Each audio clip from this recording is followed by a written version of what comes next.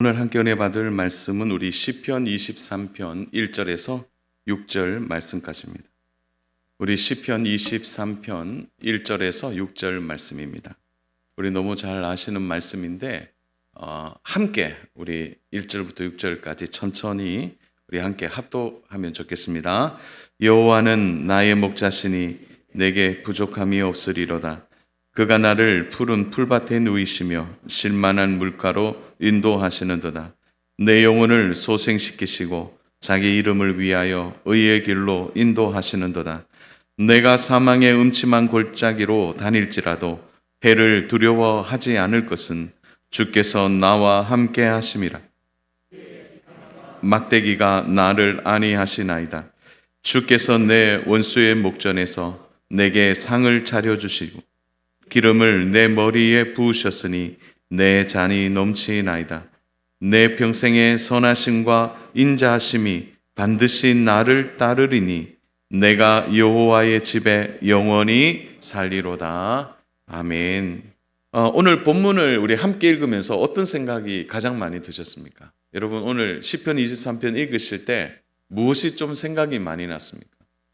여러분은 1절부터 6절까지의 말씀 중에 어느 구절이 가장 좋아하는 말씀입니까? 한번 속으로 한번 대답해 보세요. 어떤 구절이 가장 좋죠? 1절, 어떤 분은 2절, 어떤 분은 3절일 수도 있겠죠. 근데 이 말씀이 사실 우리가 익숙한 말씀이기도 하지만 사실은 우리의 삶에 가장 밀착되어서 우리의 삶 가운데 정말 이 말씀대로 살아가는 삶을 살 수 있도록 우리에게 주신 복과 같은 말씀입니다. 저는 이제 한 달 정도 남았는데요. 올해를 좀 돌아보면서 하나님 앞에 어떤 것을 기억하고 또 어떤 것을 좀 미리 감사할지에 대해서 오늘 시편 23편의 말씀을 가지고 좀 함께 나누려고 합니다. 우리는 이 시편 23편이 다윗의 시라는 것을 너무 잘 알고 있습니다. 그러면 다윗이 이것을 언제 지었을까? 이 질문을 해본다면 다윗은 이 시를 쓸 때 그는 노년에 이 시를 기록하게 됐어요. 그래서 많은 학자들이 이 다윗의 시가 이 23편을 두고 그가 인생의 황혼기에 마지막에 자신의 생활을 회고하면서 그가 기록한 시이다. 아마 대부분 이 학자들의 의견이 그렇게 모아집니다. 그러면 노년이라는 사실에 지은 시라면 그럼 다윗의 나이가 도대체 몇 살일까요?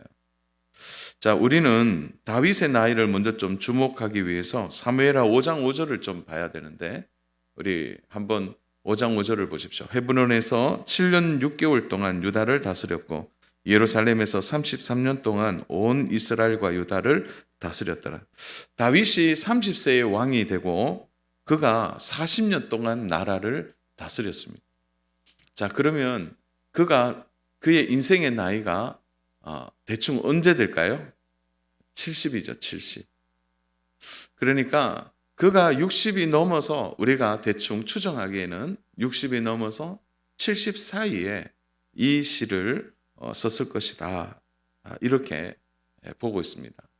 그가 70의 하나님의 부르심을 받기 전에 그의 인생에 있어서 어떤 의미에서는 가장 영적인 회고가 이 시편 23편에 그대로 담겨 있다. 이렇게 볼 수 있는 거죠.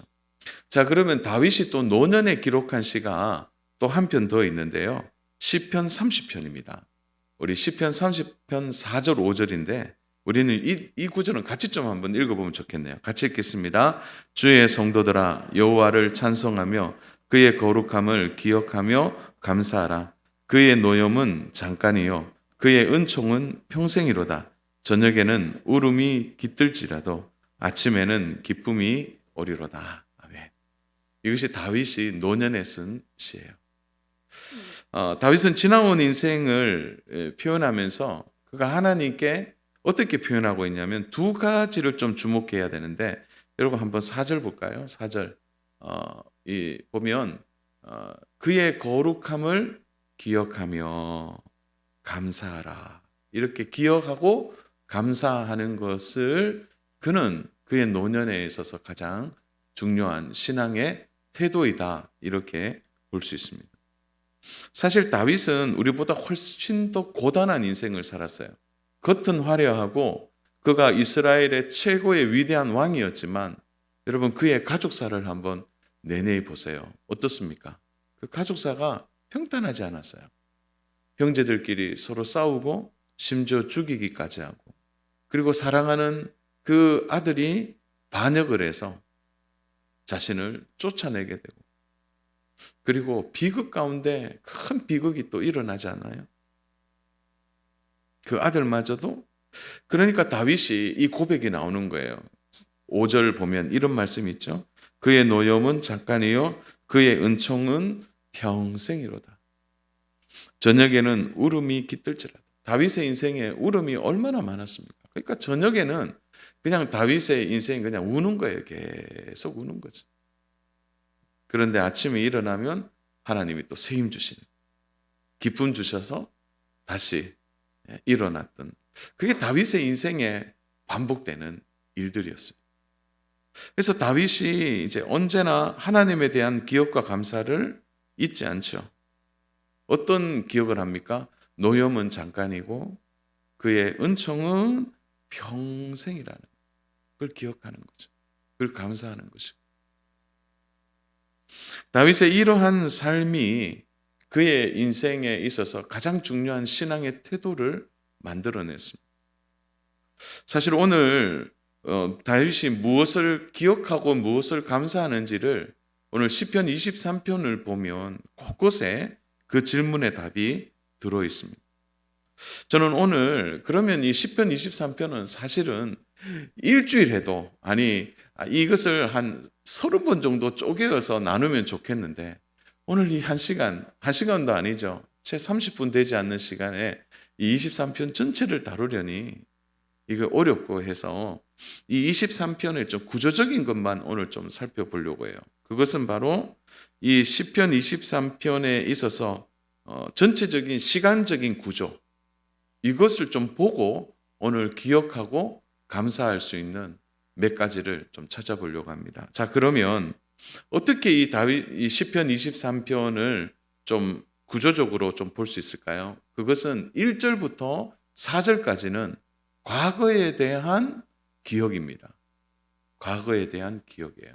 그리고 5절부터 6절까지는 5절은 현재에 대한 기억이고 현재에 대한 감사이고 6절은 앞으로 다가올 미래에 대한 감사예요. 그러니까 시간적인 구조로 보면은 오늘 이 본문을 두 분으로 나눌 수 있죠. 과거와 현재와 미래. 1절부터 4절까지는 과거를 돌아보면서 다윗이 기억하는 것이고 또 5절과 6절은 현재와 미래를 보면서 하나님께 감사하는 것입니다. 자, 우리가 이런 구조를 좀 가지고 오늘 본문을 보면 오늘 본문 속에 드러나는 것이 있습니다. 그것을 우리가 함께 은혜로 나누면 좋겠습니다. 첫 번째로는 그러면 다윗은 그의 과거에 무엇을 기억하고 있느냐라는 거예요. 그래서 다윗이 기억해야 하고 있는 하나, 다윗이 기억하고 있는 하나, 오늘 우리는 기억해야 될 하나이죠. 그것은 바로 하나님이 나의 목자이시다라는 거죠. 하나님이 나의 목자이시다. 자, 우리 같이 한번 이 부분은 따라해 볼까요? 하나님이 나의 목자이시다. 나의 목자이시다. 다윗은 확신하면서 동시에 이것을 기억하고 살았어요. 하나님이 나의 목자가 되신다는 거죠. 여러분 1절에 여호와는 나의 목자시니 내게 부족함이 없으리로다. 그가 나를 푸른 풀밭에 누이시며 실만한 물가로 인도하시는도다. 자, 목자가 우리의 삶에 다가오고 우리의 삶에 영향력을 끼칠 때 가장 큰 변화는 바로 목자의 인도함을 받는다는 거죠. 그래서 다윗은 항상 그의 삶의 과거를 기억할 때 하나님이 나의 목자가 되셔서 나를 인도해 주셨다. 이것을 잊지 않는 거죠. 여러분, 목자가 있다라는 것의 가장 큰 부여는 무엇입니까? 바로 목자가 있기 때문에 부족함이 없는 것이죠. 우리 1절 제일 끝을 보세요. 자, 목자가 되었을 때 다윗이 느끼는 첫 번째 가장 중요한 감정이 뭡니까? 그의 삶에 부요함이 있는 거죠. 그것은 부족함이 없다라는 거죠. 자, 여기에서 사용된 히브리어가 하세르라는 단어입니다. 여기에 부족함이 없다라는 단어가 하세르라는 단어인데, 이거는 뭐냐면 그가 예비해 주셨다라는 뜻이에요. 그가 예비해 주셨다. 그러니까 다윗이 자신의 목자이신 하나님을 기억할 때 그 기억의 첫 번째는 나를 인도하실 때 부족함이 없도록 인도해 주신 것에 대한 기억을 다윗이 하고 있는 것입니다.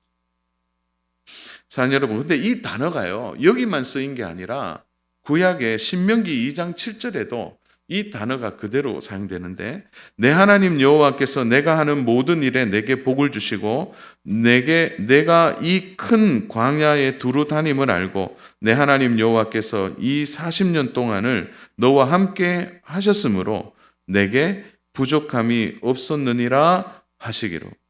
여기에서 이제 모세가 이스라엘 백성들을 앉혀놓고 너 40년 동안 우리의 목자 되신 하나님이 인도해 줬는데 부족함이 있더냐, 이 말이에요.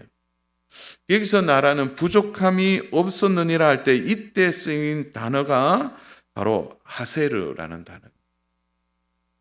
그래서 광야 생활에서부터 다윗의 시대에 이르기까지 하나님이 그들의 필요를 돌보시고 그들의 삶에 은혜를 주셔서 그들이 오늘까지 부족함이 없도록 인도해 주신 하나님에 대한 기억을 모세도 할 뿐만 아니라 다윗이 오늘 하고 있는 것입니다. 사랑하는 여러분, 다윗이 오늘 우리들에게 주는 귀한 도전은 여기에 있는 거죠. 그것은 바로 하세르의 이 은혜는 결국 하나님을 목자로 고백하는 자에게만 주어진다는 거예요. 내게 부족함이 없다라고 고백하는 그 고백은 하나님을 목자로 모신 자에게만 해당된다는 거예요. 여호와가 나의 목자일 때 바로 가능하다는 거죠. 사랑하는 여러분, 여호와는 나의 목자시니 이 말을 할 때 여러분 깊이 한번 묵상하면 뭐예요? 주님이 나의 목자가 된다는 것은 내가 하나님의 관계 안으로 깊이 들어가는 것을 의미합니다. 내가 누구로 들어가는 거예요? 양으로 들어가는 것입니다. 다윗은 목자와 양의 관계를 그는 체험적으로 알고 있었다는 거예요. 목자가 절대적으로 중요하다는 것을 깨닫고 그는 기억하고 나아가는 거예요. 여러분, 양에게 필요한 것은 하나예요. 목자를 따르는 일이에요. 여러분, 양이 어느 물가에 갈까? 양이 어느 초원에 목초가 맛있을까? 그거 양은 고민하지 않습니다. 양에게 한 가지만 필요해요. 그는 목자를 따라가는 거죠. 목자의 능력이나 목자의 힘이나 목자의 재능에 대해서 걱정할 이유가 없는 거죠. 양에게는 그냥 목자를 따라가면 되는 것입니다. 그런 의미에서 사랑하는 여러분, 오늘 이 신앙 고백은 너무너무 위대한 고백이에요. 여호와는 나의 목자신.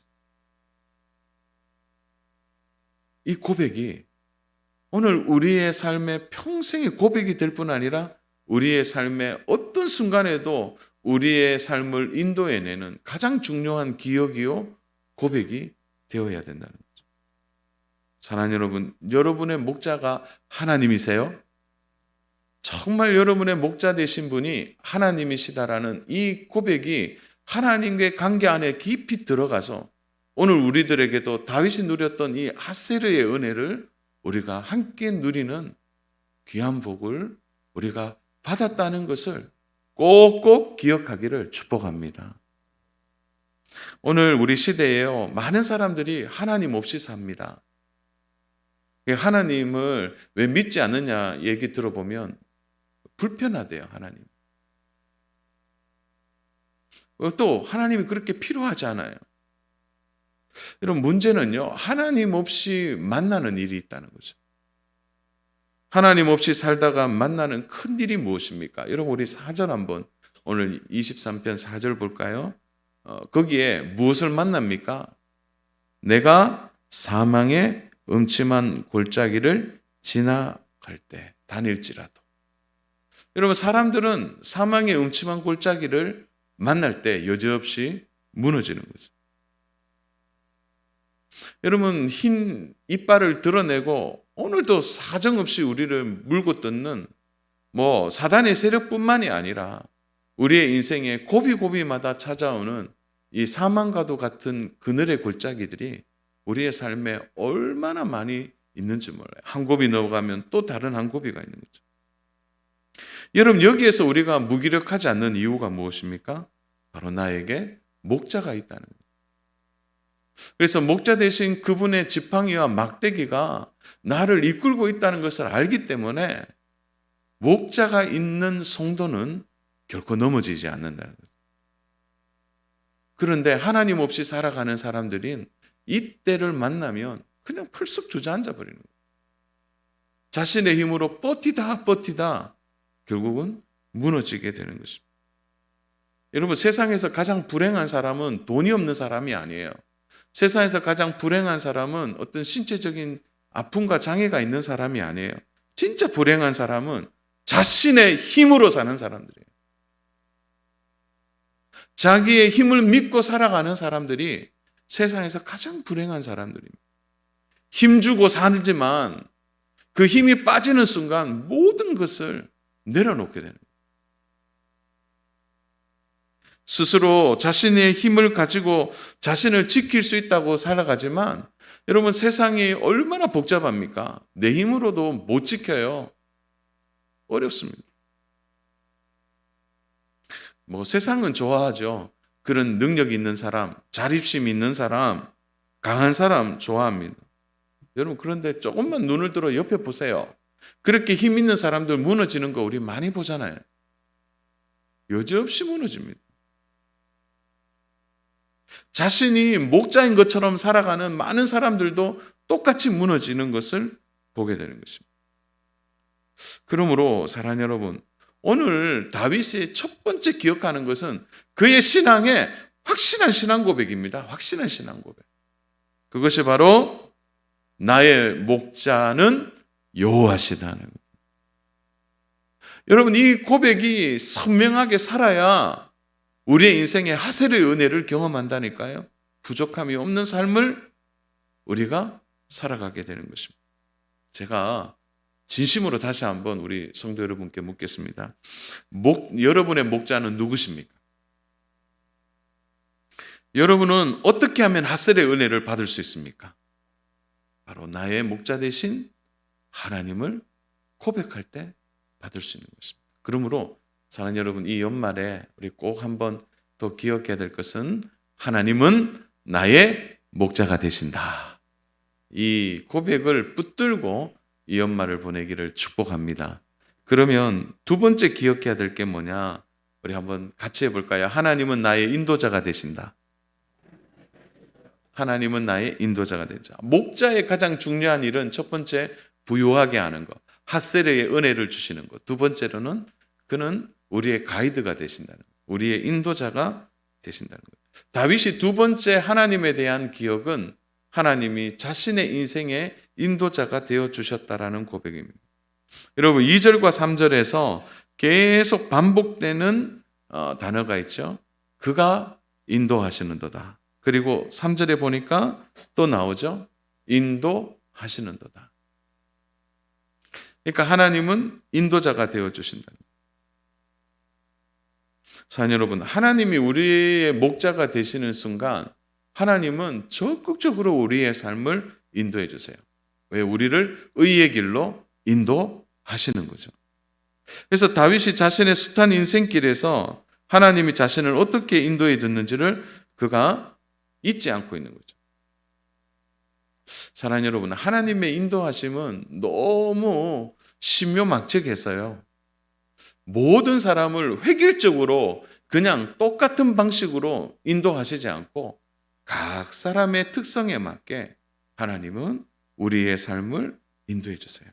그러니까 일방적인 가이드가 아니에요. 깃발을 하나 들고 다 따라오세요 하고 그렇게 말하는 것이 아니라 한 사람 한 사람을요 세심하게 인도해 주신다. 우리 하나님은 절대 비인격적인 분이 아닙니다. 그래서 하나님의 인도하심이 세상과 다르다는 것을 여러분 기억하셔야 합니다. 여러분 지혜자의 고백을 한번 들어보겠어요? 전도서 9장 11절인데 전도서 9장 11절 내가 다시 해 아래에 보니 빠른 경주자들이라고 선착하는 것이 아니며 용사들이라고 해서 전쟁에 승리하는 것이 아니며 지혜자들이라고 해서 그들이 바로 그 삶에서 음식물을 얻는 것도 아니며 명철자들이라고 재물을 얻는 것도 아니며 지식인들이라고 해서 은총을 입는 것도 아니니 이는 시기와 기회는 그들 모두에게 임함이니라. 자, 전도자가 그런 얘기를 했어요. 빠른 경주를 한다고 해서 먼저 도착하는 게 아니라는 거죠. 세상은 여러분 잘 보세요. 이 모든 시기와 기회가 다 하나님께 있다는 거예요. 지혜자라고 해서 먼저 음식물을 먹는 것도 아니래요. 또 용사들이라고 해서 전쟁에 승리하는 것도 아니에요. 그 모든 것을 하나님이 시기와 때를 조정하신다. 얼마나 멋진 지혜입니까? 이 지혜를 하나님이 전도자에게 주신 거 아니에요? 이렇게 하시는 분이 바로 전능하신 하나님이시라는 거죠. 우리는 내비게이션을 따라서 많이 다녀요. 그래서 저도 습관적으로 내비게이션을 켜면 꼭 누르는 게 있는데 제일 빠른 길, 막히지 않는 길, 실시간 길을 보여줍니다. 그래서요, 그 실시간 길로 빠르게 가요.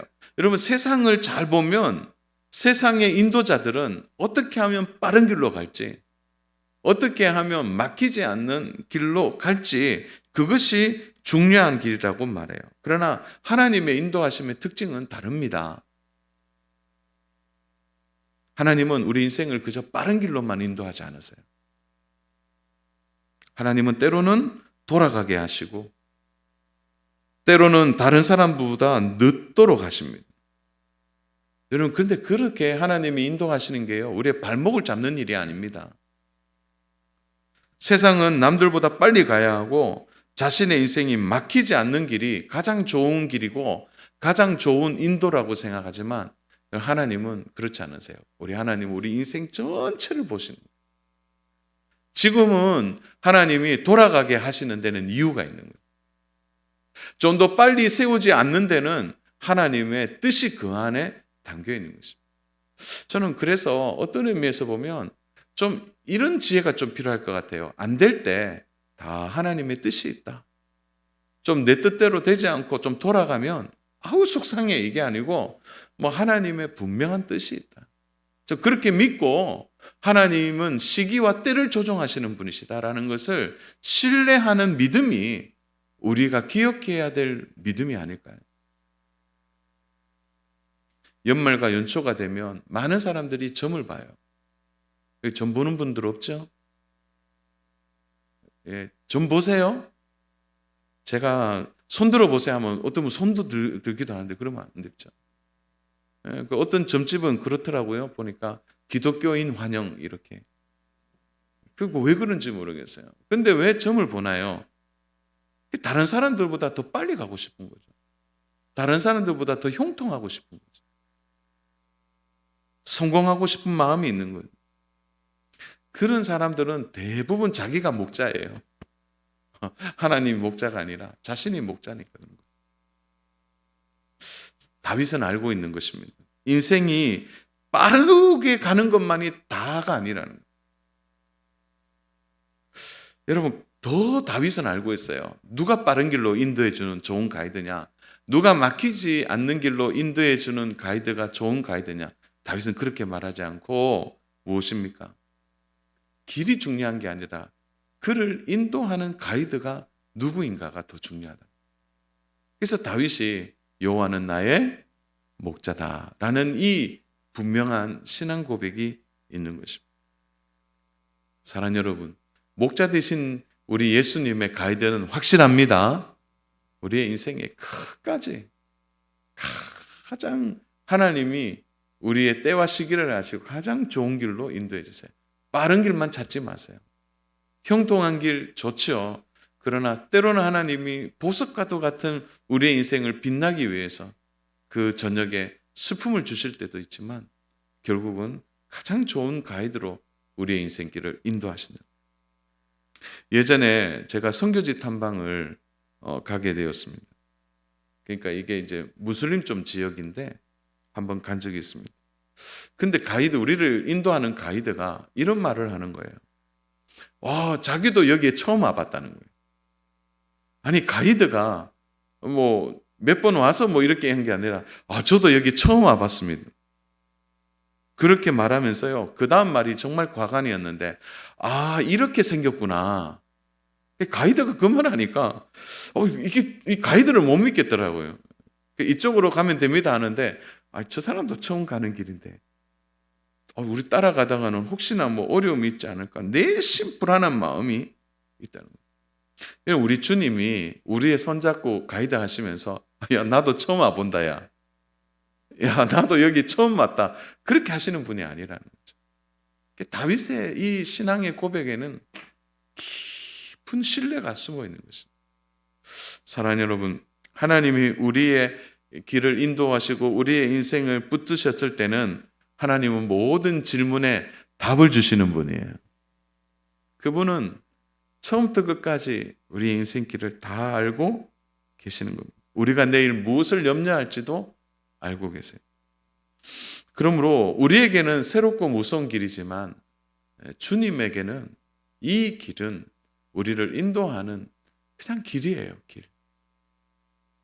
그러므로 다윗이 그의 인생에 경험했던 기가 막힌 어려움들을 다윗이 잘 이겨내고 승리할 수 있었던 것은 다윗의 확실한 기억이죠. 그것은 바로 확실한 가이드가 우리 하나님이시다. 이것을 기억하고 다윗이 승리할 수 있었기 때문입니다. 사랑하는 여러분, 오늘 나의 인생의 가이드는 누구입니까? 여러분, 어떤 분이 여러분의 인생의 가이드입니까? 이 고백에 확실한 믿음과 지혜와 기억이 있기를 주님의 이름으로 축복합니다. 자, 그러면 두 가지를 우리 기억했잖아요. 여호와는 나의 목자시고 여호와는 나의 인생길을 지도하시는 인도자가 되신다. 자, 그러면 다윗이 감사하고 있는 두 가지가 뭘까요?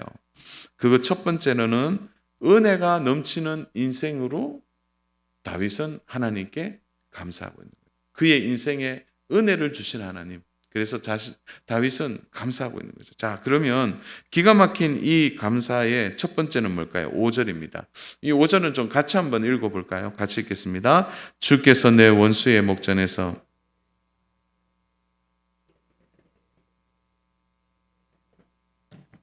자, 여기에 다윗이 감사하고 있는데 여러분, 다윗에게 있어서 감사에 전혀 상관없는 단어가 하나 딱 등장하죠.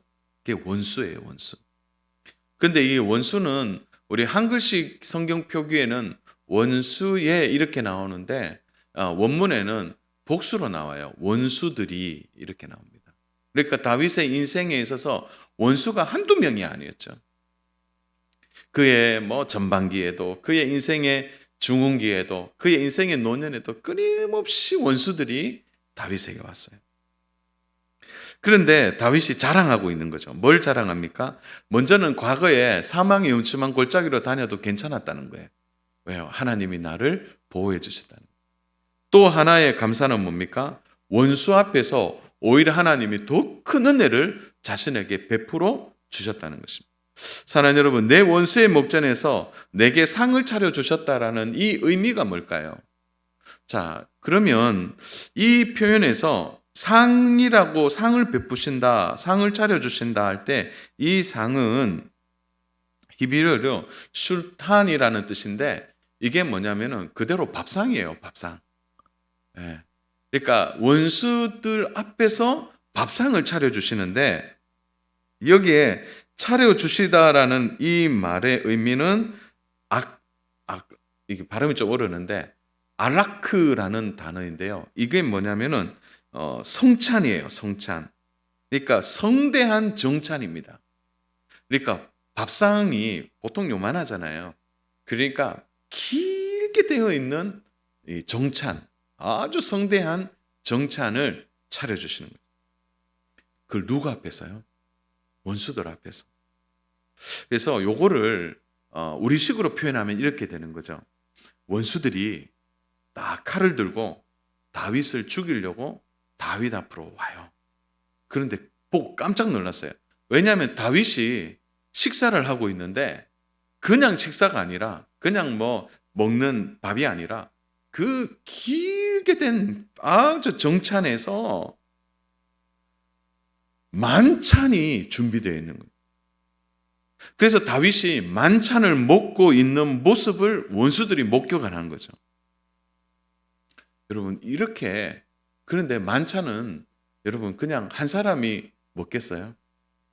그게 아니라는 거죠. 그러니까 원수가 볼 때는 자기가 다윗을 어떻게 해보려고 왔는데 아주 뭐 성대한 만찬이 차려져 있고 거기에 아주 맛있는 음식들을 다윗이 먹고 있으면서 그 장면을 보는 순간에 원수들이 다윗에게 갈 수 없다라는 걸 깨닫게 되는 거예요. 야, 저렇게 차려서 먹고 저렇게 많은 사람들이 또 다윗 주변에서 저렇게 오는데 어떻게 원수가 접근하겠습니까? 그렇게 자신에게 상을 차려주시는 분이 누구냐는 거예요. 다윗은 자신의 인생의 고비고비마다 원수가 왔을 때마다 하나님이 덮어주셨어요. 어떻게 그 은혜로 덮어주셨어요? 상을 차려주신 거예요. 그러니까 원수가 그냥 아예 기가 질리는 거예요. 여러분 우리가 만나는 현장도 그렇잖아요. 나를 무너뜨리려고 하는 사람들. 때로는 함정을 파고 올무를 놓는 사람들. 여러분 그런 사람들이 우리의 현장 앞에 왔을 때 그들이 놀라는 거죠. 왜요? 우리가 실족하지 않고 하나님이 원수들 앞에 차려주시는 이 복된 긴 성찬을 우리가 만나고 그 하나님의 은혜 안에 거하게 됨을 통하여 아예 원수들이 우리를 넘어뜨리지 못하는 그런 복된 은혜의 감사가 우리의 삶의 자리에 있다는 것을 바로 다윗을 통하여 오늘 우리들에게 보여주는 것입니다. 사랑하는 여러분, 지금도 그래요. 이만큼 온 것도 하나님이 지켜주셨기 때문에 때로는 원수들이 우리에게 그렇게 왔을 때 우리 눈에 보이지 않지만 하나님이 차려주시는 은혜가 있는 거예요. 그 복된 은혜가 우리의 삶을 덮었기 때문에 원수들이 칼을 들고 있다가 그냥 돌아가게 되는 그런 감사가 다윗에게 있을 뿐 아니라 오늘 우리 애들에게도 있는 것입니다. 그러므로 사랑하는 여러분, 우리가 이렇게 해서 은혜가 넘치는 우리의 인생이에요. 여기에 대한 감사가 날마다 우리의 현장에 있기를 축복합니다. 그럼 마지막으로 감사의 두 번째는 뭡니까? 여호와의 집에 영원히 사는 거죠. 우리 같이 해볼까요? 여호와의 집에서 영원히 살리라. 여러분은 보장되어 있는 미래가 있다는 것만큼 든든한 게 없습니다. 여러분 우리 인생에 가장 복은 바로 우리의 미래가 보장되어 있다는 거죠. 다윗의 인생의 가장 큰 버팀목이 이런 거죠. 왜냐하면 다윗은 마지막이 잘 준비되어 있기 때문입니다. 다윗의 인생이 이렇게 찬란하게 준비되어 있음을 다윗이 잊지 않고 있는 것입니다. 사랑하는 여러분, 오늘 많은 사람들은 자신의 미래를 보장받기 위해서 끊임없이 노력하고 살아요. 그래서 무엇인가를 더하고 더해서 자신의 미래를 보장받고자 합니다. 그러나 그것은 이 땅에서의 보장이지 하늘나라에까지의 보장은 아니라는 거죠. 여러분 우리에게 주어진 이 약속은 미래뿐만 아니라 영원히 우리가 거쳐야 될 초석까지의 보장이 다 담겨 있는 것입니다. 그렇다고 해서 여러분 뭐 죽어서는 그럴 수 있겠죠. 이게 아니라 여러분 이 미래에 대한 약속이 보장돼 있어야 여러분 세상 볼 때 담대하게 살아갈 수 있어요. 뭐 세상 잠깐인데 뭐 길지 않아. 여러분 그런 믿음을 가지고 세상을 바로 보게 될 때 우리는 세상에 넘어지지 않게 되는 것입니다. 여러분 다윗이 그랬잖아요.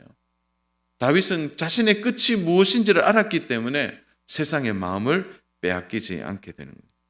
그래서 다윗의 고백 중에 시편 84편 10절에 보면 주의 궁전의 한 날이 다른 곳에서 첫날보다 낫다 이렇게 표현하는 것입니다. 사랑하는 여러분, 우리가 예수님을 믿고 오늘까지 살면서 매주 드리는 예배, 또 신앙생활, 경건생활 이게 좀 교회 생활이 반복되면 세상 사람들이 볼 때 좀 지루하지 않습니까? 그럴 수 있어요. 여러분, 그러나 우리가 영원한 천국 갈 때까지 이게 계속 우리가 연습하는 거예요. 연습은 본대가 아닙니다. 연습이 끝나는 날 우리는 진짜 영광을 보게 될 겁니다. 연습하는 거죠. 그러니까 연습하니까 때로는 힘들고 지루하고 어려워요. 아유, 연습하다 보면 지치기도 하는데 여러분 기억하십시오. 연습이 끝나는 날이 온다니까요. 그 끝나는 날을 주님이 보장해 주신다는 거예요. 다윗이 이것을 알았기 때문에 그의 인생의 많은 것들을 그가 담대하게 이겨낼 수 있게 된 것이죠. 사랑하는 여러분, 우리의 인생의 황혼이 깃들 때, 또 이 땅의 수고가 끝날 때 우리에게 붙들 수 있는 오직 하나, 바로 영원한 여호와의 전에 거할 때까지 이 소망 붙들고 감사하는 우리 믿음의 성도님 되기를 축복합니다. 말씀을 정리합니다. 사랑하는 여러분, 지금도 하나님이 하시는 가장 영광스러운 일들 중에 하나는 바로 우리의 영혼을 회복시켜 주시는 일입니다. 우리의 영혼이 회복되는 길은 우리가 하나님이 우리에게 하신 일을 기억하는 것이고, 또한 앞으로 우리에게 이루어질 것에 대한 감사가 우리의 삶의 중심이 될 때 우리는 흔들리지 않고 끝까지 승리하게 될 줄로 믿습니다. 사랑하는 여러분, 지금 이 순간 우리의 목자 되신 하나님을 찬양합니다. 그리고 목자 되신 그분이 하세르의 은혜를 우리에게 주시고, 또 원수들 앞에서 긴 상을 차려주시는 그 복된 하나님을 신뢰하고, 이 연말에 하나님의 사랑을 기억하고 감사하는 우리 믿음의 모든 성도님 되시기를 주님의 이름으로 축복합니다.